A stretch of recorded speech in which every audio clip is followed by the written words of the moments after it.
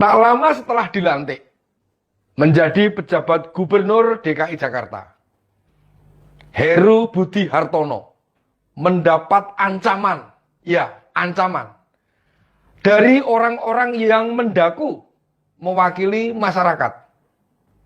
Wakil Sekretaris PA 212, Novel Bamukmin, yang mengatakan akan mengepung gedung balai kota bila Pak Heru banyak ulah. Novel menuduh mantan kepala sekretariat presiden itu rekam jejaknya sama dengan rekam jejak Ahok atau Basuki Cahayapurnama. Novel menyebut kopasnya Pak Ahok. Novel menyudutkan dengan tuduhan terlibat kasus-kasus korupsi lama di DKI seperti Sumber Waras, Tanah Cengkareng, dan lain-lainnya. Menjawab tantangan itu, Pak Heru gerak cepat. Yang dilakukannya cukup strategis, yakni dengan mendatangi Polda Metro Jaya, PBNU.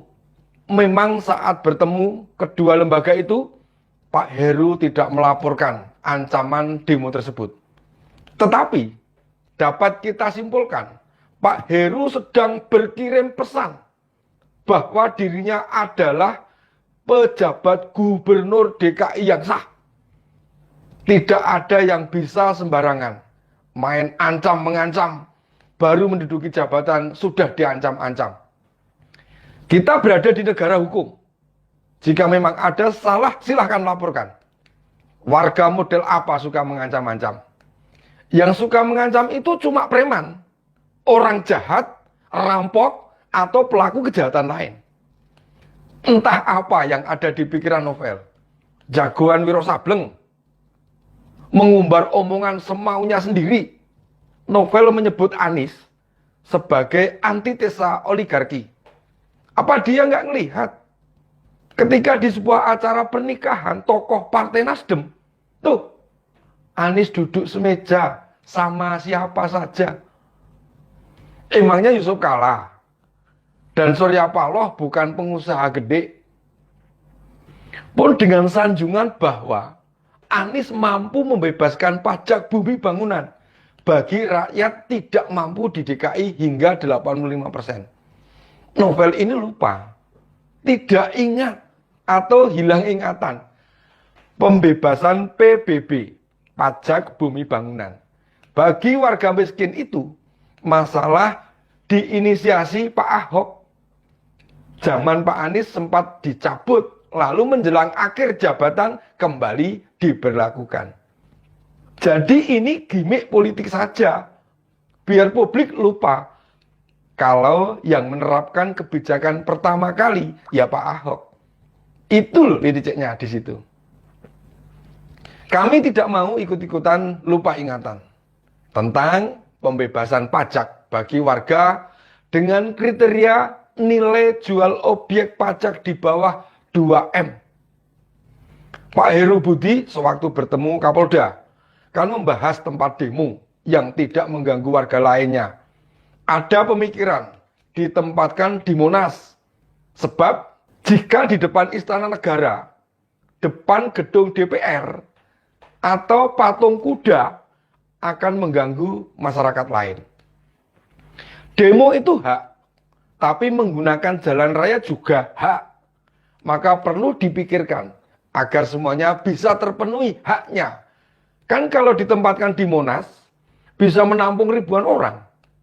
Oh ya, jadi ingat Om Ben, ini sudah jelang akhir Oktober. Jadi yang mau reunian tidak pusing soal tempat. Karena kalian kan tiap tahun pengen jalan-jalan ke Monas dengan gratis toh. Yang tidak disangka itu Pak Heru bertemu Gus Yahya Stakuf. Itu ketua umum PBNU. Meski diberitakan sebatas silaturahmi biasa, kita tidak bisa menganggap begitu. NU sebagai organisasi Islam terbesar di Indonesia, hingga sekarang selalu menjaga keutuhan NKRI. Jadi yang asal-asalan demo, bahkan mengganggu NKRI, bisa berhadapan dengan NU. Bukan berarti NU selalu seiring sejalan dengan pemerintah. Sepanjang pemerintahan berjalan on the track, maka NU akan melindungi. Nah, sepertinya pertemuan dengan Gus Yahya ini dapat diartikan Pak Heru juga dekat dengan siapapun. Sehingga kalau ada gangguan-gangguan, sudah pasti NU akan cawe-cawe. Apalagi menuduh, memfitnah, menghasut, ya akan berhadapan dengan NU. Novel Bang Mukmin ini mungkin mengira Pak Heru bukan siapa-siapa. Atau yang sebatas birokrat, yang menjalankan tugas saja. Asumsi itu keliru dan salah besar. Apalagi selama 5 tahun bekerja dengan Pak Jokowi, ada banyak yang diserap, termasuk soal keberanian. Kalian akan percuma menggoyang-goyang Pak Heru. Tidak akan takut beliau. Silaturahmi pejabat gubernur DKI dengan Kapolda, PBNU, Menteri BUMN, dan pihak lain. Itu sudah melambangkan beliau orang yang cerdas, gampang bergaul, mau belajar dan menghormati. Bukan seperti birokrat zaman dahulu yang hanya menunggu perintah atau menjalani pekerjaan seperti biasa. Pidato, gunting pita, meresmikan apa, memberi sambutan acara, dan sejenisnya. Apalagi Pak Jokowi mempercayakan sebuah jabatan di ibu kota, di mana selama 5 tahun terakhir tidak ada perubahan signifikan. Entah kemiskinan, entah kemacetan, entah perbaikan transportasi, entah soal banjir.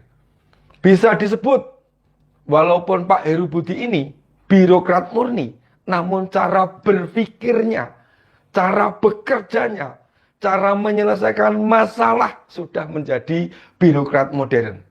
Beliau bukan satu-satunya ASN yang kredibel. Kan di jajaran kementerian maupun lembaga setingkat menteri juga banyak orang-orang birokrat dengan cara bekerja profesional.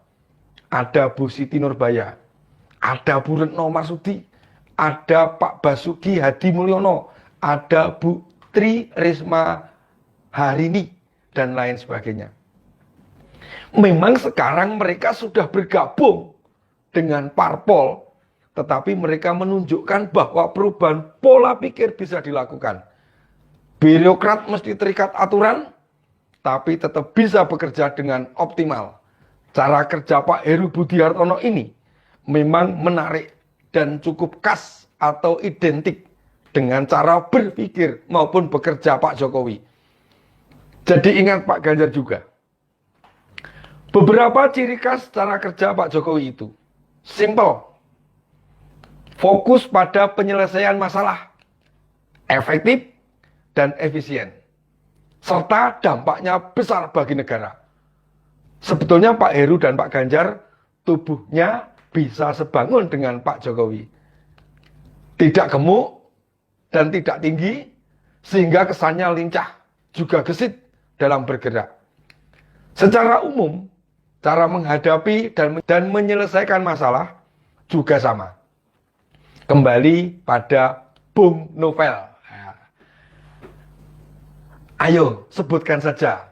Kapan mau ke DKI? Masalahnya apa? Dari dulu kok kerjaannya suka mengancam-ngancam. Pak Heru tetap fokus kerja, Pak. Orang modal Novel Bang Mukmin abaikan saja. Mereka ya begitu itu. Kalau ada kepala daerah baru, suka nantang-nantang. Atau malah diundang saja, Pak. Diajak debat, coba seberapa dalam sih pengetahuan dia, terutama tentang kebijakan publik. Siarkan lewat channel YouTube Pemprov DKI. Biar warga Jakarta tahu kalau ada warga mereka yang sok sangar, begitu padahal pengetahuannya, ya tidak seberapa. Tetap optimis Pak Heru.